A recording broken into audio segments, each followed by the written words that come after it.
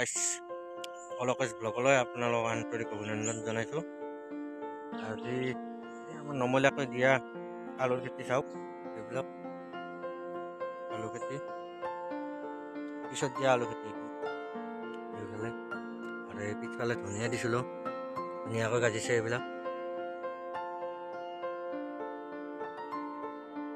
নেটৰ বেৰা দিছোঁ, পাহাৰ বেৰা দিলে আৰু বেছি খৰচ হয়, সেইকাৰণে নেটৰে দিলোঁ।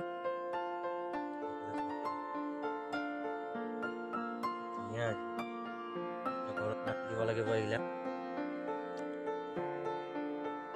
ধুনীয়া হ'ব আৰু 10 দিনমান পাছত বিকিব পৰা।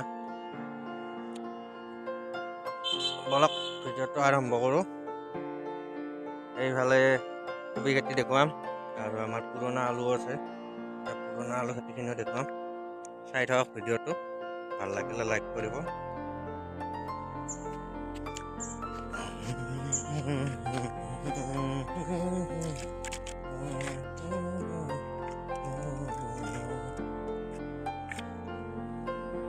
চাই থাকক ভিডিঅ'।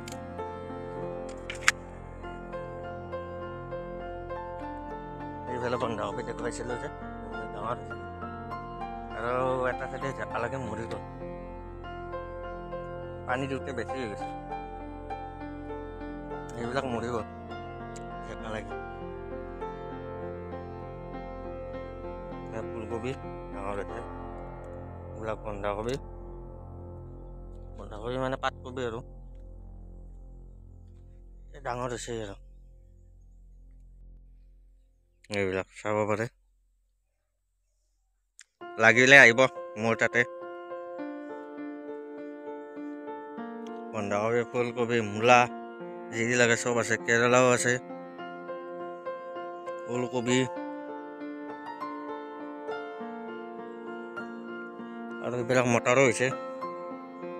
এতিয়া বলক, এইবিলাক আগতীয়াকৈ ৰোৱা আলু হৈছে মোটামুটি। মূলা বিকি আছোঁ, খতমেই হোৱা নাই, শেষ হোৱাই নাই মূলা বিকা, 10 টকাৰ গুটি।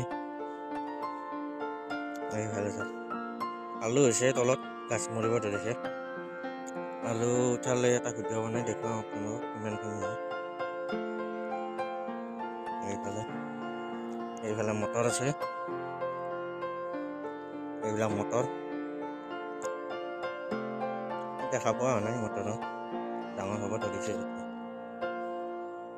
এই লাও হ'ল ডাঙৰ,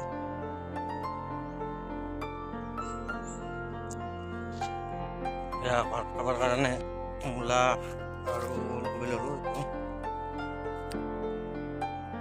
আৰু ৰাতিপুৱা এটা মাৰণ মাৰিলোঁ, এতিয়া মোটামুটি 9টামান বাজিলে।